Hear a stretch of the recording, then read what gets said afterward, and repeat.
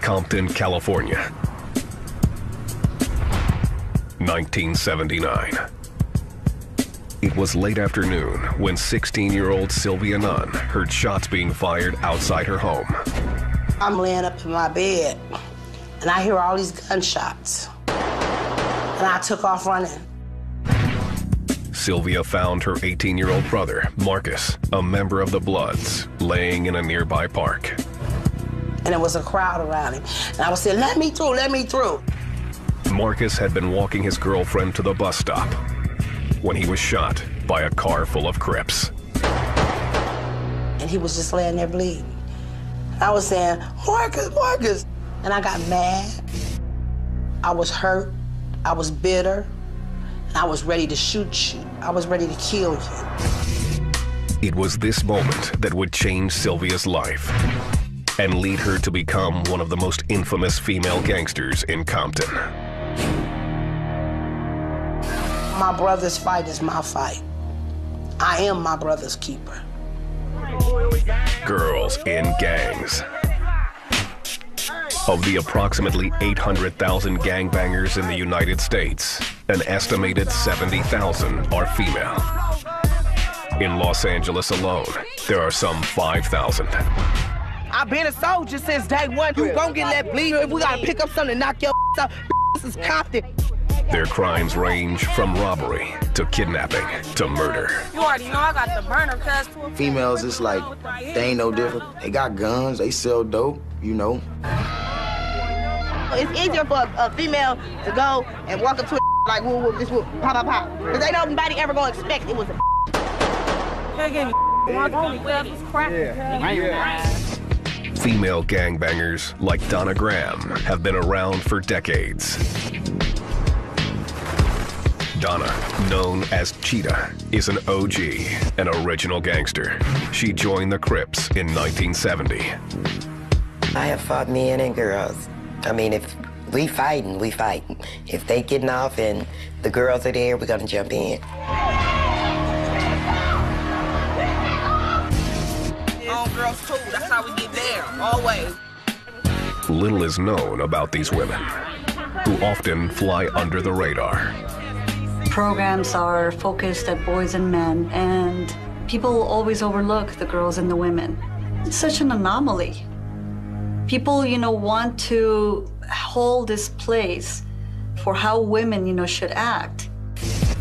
Susan Cruz is a former gang member herself. She moved to Los Angeles in 1996, where she joined a neighborhood gang. A lot of it had to do with feeling alienated, feeling like a stranger in a strange land, coming to this country from my native El Salvador, not knowing the language, the culture clash, not fitting in. Cruz eventually left the streets. She now counsels gang members and does community outreach. She's one of the few gang experts focused on females. Most people that I have trained will tell me that they would rather work with boys only rather than with girls. The last thing you'd want, is to be afraid of women. The ability to create that kind of fear is enticing and draws many young girls into gang life. Being in the gang is very affirming, and they will prove themselves that they can be just as crazy as the males. To have, people fear you can, be very empowering. To keep it real though, don't get me wrong, carry burners and guns.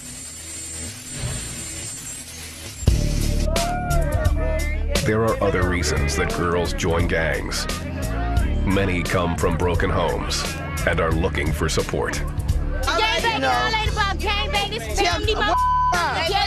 It's really rare, to see that a girl will try to find, something to replace her family if everything's okay in her family.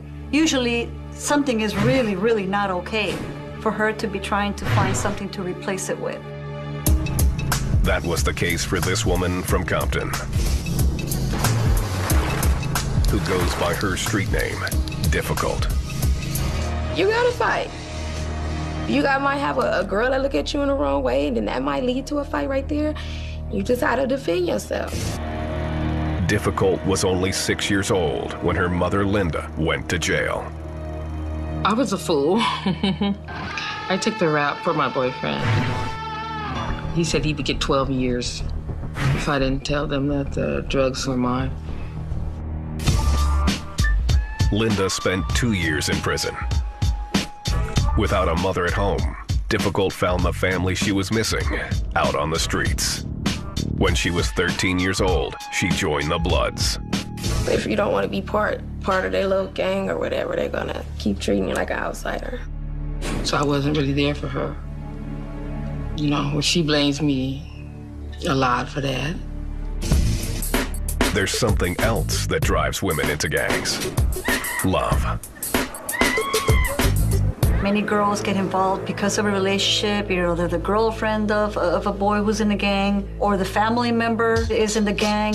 My girl in the front seat looking fine as wine, thin as wind. Relationships are so important to girls and women, and the things that they will do for love, short of, you know, giving up their lives. And some of them even do that, giving up their freedom. Whether they're sisters or girlfriends, the women are assets to the gang, especially when it comes to hiding contraband. Male police officers are less likely to search a woman. 50-year-old Reverend Ricky Pitts is a minister from Compton and a former member of the Bloods. The girl can walk away, usually come and get the guy, and the girl step back out the way. She got the gun all the time. He's clean because she carrying on. She doing all the dirty work. More women are doing the dirty work than ever before, thanks to California's 3 strikes policy. Under this law, offenders with 3 violent convictions are automatically sentenced to 25 years to life. The result is prisons that are overcrowded with men and women committing crimes on the street. Too many of the black brothers is going to the pen. Too many of them is getting them double digits. The judge ain't playing with you no more. Girls today is the ones that's putting in the work. Putting in work can mean anything, even murder. That's what's putting in work mean, to take life in your own hands.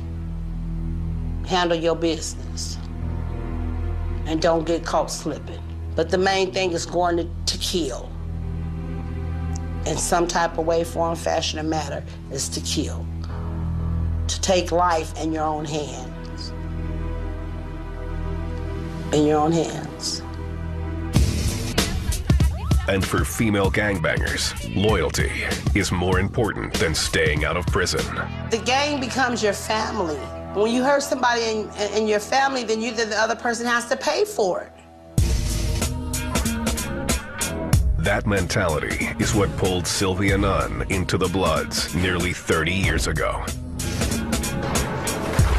Her exploits earned her the street name Rambo. I would dress up like a dude. No makeup and fingernails and jewelry. All that would come off. Black shoes, black socks, black pants, black shirt, black coat, and a beanie. A red flag up under the beanie. And just put my work in. Boom, boom, boom, boom, boom. And back to my car, jump in and throw it in neutral, take that off. Next thing you know, I'm a girl, and I'm sexy, and I'm driving.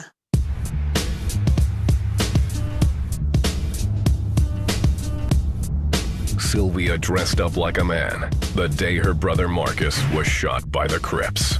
I went home, because I knew where my dad hid his guns at, because I was planning on killing me a lot of Crips that day.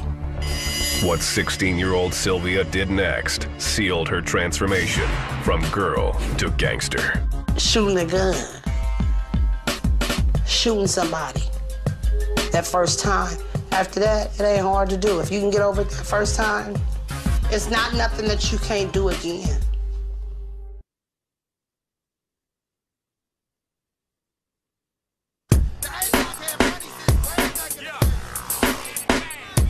Compton, the original battleground for LA's violent street gangs. We coming. On the real, you better keep y'all kids in the house, homie, because it's going town, homie. Yeah, that's going through the walls. That's real. Compton sits just 22 miles southeast of the ritzy streets of Beverly Hills. Yet the homicide rate is 6 times higher than the national average. For gangbangers here, like this Crip, young Guess, death is no stranger. I'm like kind of a professional mourner now, you know. Death don't really bother me like that. It hurt real bad when you love somebody and they die, but I don't give a about it no more. Linda has lived in Compton for 3 decades and raised children here.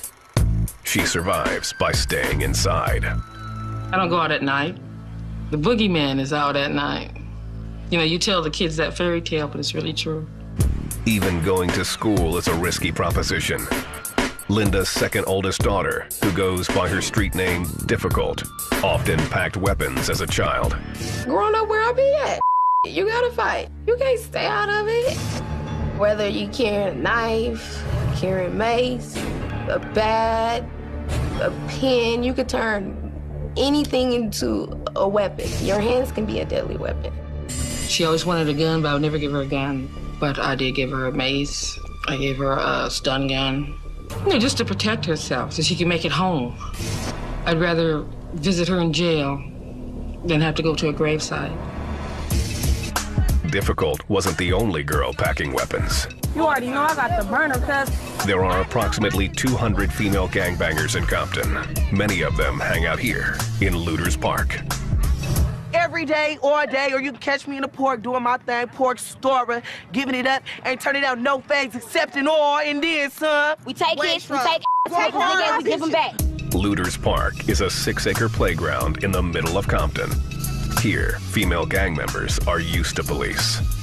Take a look, it's like 6 cars out here right now, ain't even doing nothing. You see, they got us surround the hood, my so, because we ain't got nowhere to go. They block. Looters Park is familiar territory for local police. Each day, police conduct raids and round up gang members. Hey, baby.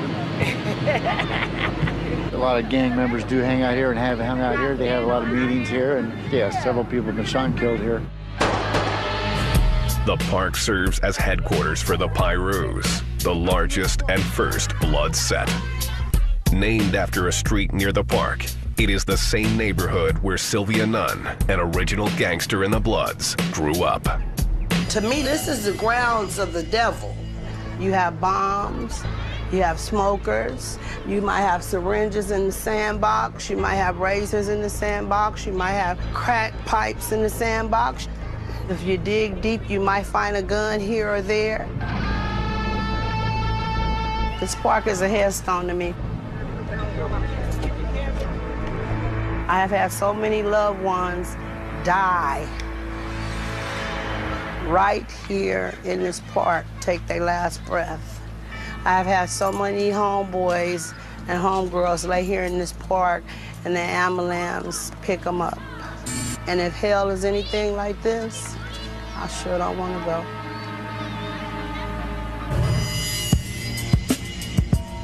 Sylvia and her family first moved to Compton, then a largely white city, in the late 50s. Like many other middle-class black families, the Nunns were drawn by the city's single-family homes. My mother and father worked hard to make sure that we had everything. We were a high-class, upper black family. I had a new car every year. In the 1960s, racial tensions began growing as the civil rights movement gained momentum across the country. Then, on August 11th, 1965, Compton's relative peace was shattered. In the neighboring city of Watts, a white police officer beat a black man, Marquette Fry. Riots broke out, and for 6 days, looting and fighting ruled South LA.